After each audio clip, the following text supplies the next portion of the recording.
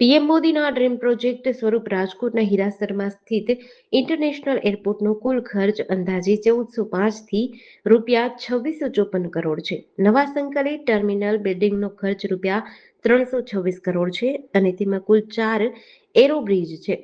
જોકે તેમાંથી એક એરોસ્પેસ પર વરસાદી ટપકવાનું શરૂ થઈ ગયું છે, જેના કારણે હવાઈ મુસાફરોને ફ્લાઇટમાં જવા આવવા માટે મુશ્કેલી પડી રહી છે. અહીંથી પસાર થતી વિદેશી મુસાફરો પણ બાંધકામમાં થયેલા સંભવિત ભ્રષ્ટાચારને વખોડી રહ્યા છે. રાજકોટ એરપોર્ટ માત્ર નામનું જ ઇન્ટરનેશનલ છે. આ એરપોર્ટ ખુલ્લું મુકાયાના 3 વર્ષ બાદ પણ આંતરરાષ્ટ્રીય ફ્લાઇટ શરૂ થઈ નથી, ત્યારે અહીંના બાંધકામના ભ્રષ્ટાચારની ચાળી ખાતા બનાવવું વારંવાર બને છે.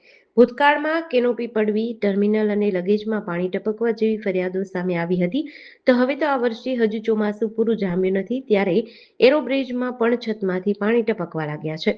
વર્ષ 2023માં વડાપ્રધાન મોદી દ્વારા તેમના ડ્રીમ પ્રોજેક્ટ અને પ્રથમ ગ્રીનફિલ્ડ એરપોર્ટ એટલે કે રાજકોટ ઇન્ટરનેશનલ એરપોર્ટને ખુલ્લું મૂક્યું હતું.